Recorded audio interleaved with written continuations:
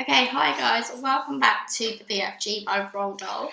We are going to be reading the next two chapters. They're quite short and sweet. The next chapter is called Journey to London, and then I believe the chapter after that is called The Palace. I am just double checking that. Yep, it's called The Palace. This is all Roald Dahl's own work, and I'm just reading it for pleasure and entertainment purposes. Okay, let's go. Journey to London. The great yellow wasteland lay dim and milky in the moonlight as the big friendly giant went galloping across it. Sophie, still wearing only her nightie, was reclining comfortably in a crevice of the BFG's right ear. She was actually in the outer rim of the ear, near the top, where the edge of the ear folds over, and this folding over bit made a sort of roof for her and gave her a wonderful protection against the rushing wind. What is more, she was lying on skin that was soft and warm and almost velvety. Nobody, she told herself, had ever travelled in a greater comfort. Sophie peeped over the rim of the ear and watched the desolate landscape of giant country go whizzing by. They were certainly moving fast. The BFG went bouncing off the ground as though they were rockets in his toes, and each stride he took lifted him about 100 feet into the air. But he had not yet gone into what whizzing top gear of his, when the ground became blurred by speed and the wind howled, and his feet didn't seem to be touching anything but air. That would come later. Sophie had not slept for a long time. She was very tired. She was so warm and comfortable. She dozed off. She didn't know how long she slept, but when she woke up again and looked out over the edge of the ear, the landscape had changed completely. They were in a green country now, with mountains and forest. It was still dark, but the moon was shining as brightly as ever. Suddenly, and without slowing his pace, the BFG turned his head sharply to the left. For the first time during the entire journey, he spoke a few words. "Look, quick, quick, over there," he said, pointing his long trumpet. Sophie looked in the direction he was pointing. Through the murky darkness, all she saw at first was a great cloud of dust about 300 yards away. "Those is the other giants all galloping back home after their guzzle," the BFG said. Then Sophie saw them. In the light of the moon, she saw all 9 of those monstrous half-naked brutes thundering across the landscape together. They were galloping in a pack, their necks craned forward, their arms bent at the elbows, and worst of all, their stomachs bulging. The strides they took were incredible. Their speed was unbelievable. Their feet pounded and thundered on the ground and left a great sheet of dust behind them. But in 10 seconds they were gone. "A lot of little girlsies and boysies is no longer sleeping in their beds tonight," the BFG said. Sophie felt quite ill, but this green encounter made her more than ever determined to go through with her mission. It must have been about an hour or so later that the BFG began to slow his pace. "We is in England now," he said suddenly. Dark though it was, Sophie could see that they were in a country of green fields with neat hedges in between the fields. There were hills with trees all over them, and occasionally there were roads with lights of cars moving along. Oops, sorry.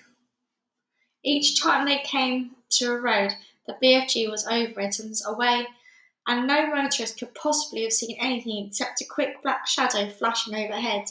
All at once, a curious orange-coloured glow appeared in the night of the sky ahead of them. "We is coming close to London," the BFG said. He slowed to a trot. He began looking about cautiously. Groups of houses were now appearing on all sides, but there was still no light on their window. It was too early for anyone to be getting up yet. "Someone's bound to see us," Sophie said. "Never is they seeing me," the BFG said confidently. "You is forgetting that I is doing this sort of thing for years and years and years. No human being is ever catching even the smallest wink of me." "I did," Sophie whispered. "Ah," he said. "Yes, but you were the very first." During the next half an hour things moved so swiftly and so silently that Sophie, crouching in the giant's ear, was unable to understand exactly what was going on. They were in the streets. There were houses everywhere. Sometimes there were shops. There were bright lamps in the streets. There were quite a few people about, and there were cars with lights on. But nobody ever noticed the BFG. It was impossible to understand quite how he did it. There was a kind of magic in his movements. He seemed to melt into shadows. He would glide. That was the only word to describe his way of moving. He would glide noiselessly from one dark place to another, always moving and always gliding forward through the streets of London, his black cloak blending with the shadows of the night. It is quite possible that one of our two late night wanderers might have thought they saw a tall black shadow skimming swiftly down a murky side street. But even if they had, they would never have believed their own eyes. They would have dismissed it as an illusion and blamed themselves for seeing things that weren't there. Sophie and the BFG came at last to a large place full of trees. There was a road running through it and a lake. There was no people in this place, and the BFG stopped for the first time since they had set out from his cave many hours before. "What's the matter?" whispered Sophie under the breath voice. Sorry, I'll try that again. "What's the matter?" Sophie whispered in her under the breath voice. "Why, he's in a bit of a puddle," he said. "You're doing marvellously," Sophie whispered. "No, I isn't," he said. "I is now completely boggled. I is lost." "But why?" "Because we's meant to be in the middle of London, and suddenly we's in green pastures." "Don't be silly," Sophie whispered. "This is the middle of London. It's called Hyde Park. I know exactly where we are." "You is joking." "I am not. I swear I am not. We're almost there." "You mean we's nearly at the Queen's Palace?" cried the BFG. "It's just across the road," Sophie whispered. "This is where I take over." "Which way?" the BFG asked. "Straight ahead." The BFG trotted forward through the deserted park. "Now stop." The BFG stopped. "You see that huge roundabout ahead of us just outside the park?" Sophie whispered. "I see it. That is Hyde Park Corner." Even now, when it is still an hour before dawn, there was quite a lot of traffic moving around Hyde Park Corner. Then Sophie whispered, "In the middle of the roundabout there is an enormous stone arch with a statue of a horse and a rider on top of it. Can you see that?" The BFG peered through the streets. "I is seeing it," he said. "Do you think that if you took a very fast run at it, you could jump clear over Hyde Park Corner, over the arch, and over the horse and rider, and land on the pavement of the other side?" "Easy," the BFG said. "You're sure? You're absolutely sure?" "I promise," the BFG said. Whatever you do, you mustn't land in the middle of the Hyde Park Corner." "Don't get so flustered," the BFG said. "To me, that is a snitchy little jump. There is not a thing-a-ling to it." "Then go," Sophie whispered. The BFG broke into a full gallop. He went scorching across the park, and just before he reached the railings that divided it from the street, he took off. It was a gigantic leap. He flew high over Hyde Park Corner and landed as softly as a cat on the pavement the other side. "Well done," Sophie whispered. "Now quick, over that wall." Directly in front of them, bordering the pavement, there was a brick wall with fearsome-looking spikes all along the top of it. A swift crouch, a little leap, and the BFG was over it. "We're there," Sophie whispered excitedly. "We're in the Queen's back garden." Next chapter, the palace. "By gumdrops," whispered the friendly giant. "Is this really it?" "There's the palace," Sophie whispered back. Not more than 100 yards away, through the tall trees in the garden, across the mown lawns and tidy flower beds, the massive shape of the palace itself loomed through the darkness. It was made of whitish stone. The sheer size of it staggered the BFG. "But this place is having 100 bedrooms at least," he said. "Easily, I should think," Sophie whispered. "Then I is boggled," the BFG said. "How is I supposed to be finding the one where the Queen is sleeping?" "Let's go a little bit closer and have a look," Sophie whispered. The BFG glided forward among the trees. Suddenly, he stopped dead. The great pier in which Sophie was sitting behind began to swivel round. "Hey," Sophie whispered, "you're going to tip me out." "Shh," the BFG whispered back. "I is hearing something." He stopped behind a clump of bushes. He waited. The eel was still swinging this way and that. Sophie had to hang on tight to the side of it and to save herself from tumbling out. The BFG pointed through a gap in the bushes, and there, not more than 50 yards away, she saw a man paddling softly across the lawn. He had a guard dog with him on a leash. The BFG stayed as still as a stone, so did Sophie. The man and the dog walked on and disappeared into the darkness. "You was telling me that there's no soldiers in the back garden," the BFG whispered. He wasn't a soldier, Sophie whispered. He was some sort of watchman. We'll have to be careful. He's not too worried, the BFG said. These waxy big ears of mine is picking up even the noise of a man breathing the other side of this garden. How much longer before it begins to get light? Sophie whispered. Very short, the BFG said. We must go pell-mell for a lever now. He glided forward through the vast garden, and once again Sophie noticed how he seemed to melt into the shadows wherever he went. His feet made no sound at all, even when he was walking on gravel. Suddenly they were right up close against the back of the great palace. The BFG's head was level with the upper windows, one flight up, and Sophie, sitting in his ear, had the same view. In the windows on that floor the curtains seemed to be drawn.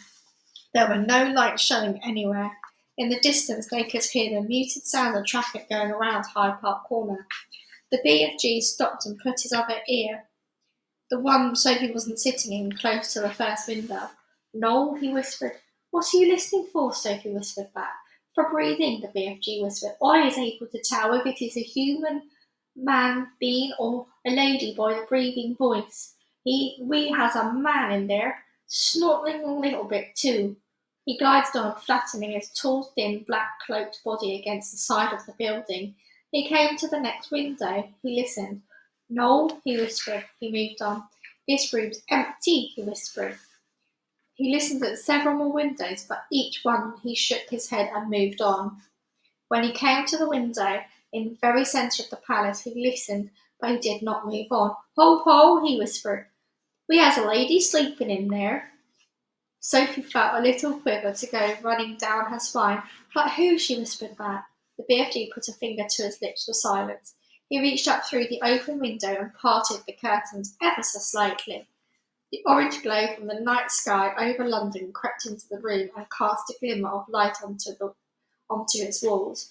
It was a large room, a lovely room, a rich carpet, glided chairs, a dressing table, a bed, and on the pillow of the bed lay a head of a sleeping woman. Sophie suddenly found herself looking at a face she had seen on stamps and coins and in the newspapers all her life. For a few seconds she was speechless. Is that her? The BFG whispered. Yes, Sophie whispered back. The BFG wasted no time. First, and very carefully, he started to raise the lower half of the large window. The BFG was an expert on windows. He had opened thousands of them over the years to blow his dreams into the children's bedrooms. Some windows got stuck, some were wobbly, some creaked. He was so pleased to find that the Queen's window slid upward like silk. He pushed up the lower half as far as it would go, so as to leave a place on the sill for Sophie to sit. Next, he closed a crack in the curtains. Then, with a finger and a thumb, he lifted Sophie out of his ear and placed her on the window ledge with her legs dangling just inside the room, but behind the curtains. Now, don't you go toppling backwards, the BFG whispered. You must always be holding on tight with both hands to the inside of the window sill. Sophie did as he said. It was summertime in London, and that night was not cold. But don't forget that Sophie was wearing only a thin nightie. She would have given anything for a dressing gown, not just to keep her warm, but to hide the whiteness of her nightie from watchful eyes in the garden below. The BFG was taking a glass jar from the pocket of his cloak. He unscrewed the lid.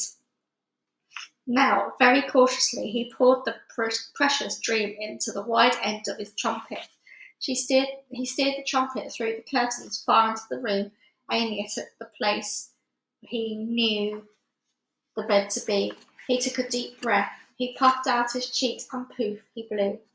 Now he was withdrawing the trumpet, sliding it out very carefully like a thermometer. Is you all right sitting there? He whispered.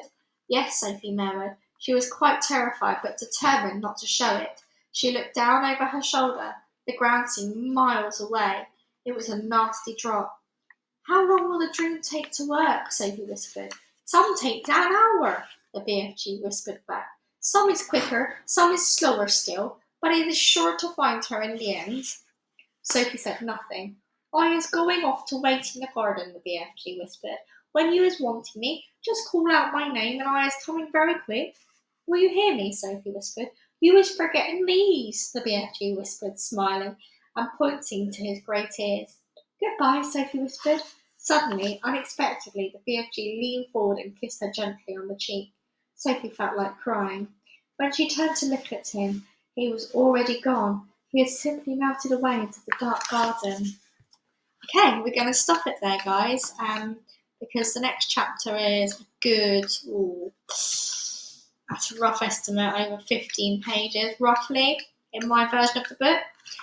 So it's a good place to stop, otherwise I'll go over that half an hour time limit. Thank you again for listening. I hope you are enjoying the book as much as I am. Every time I read this book, I love it even more.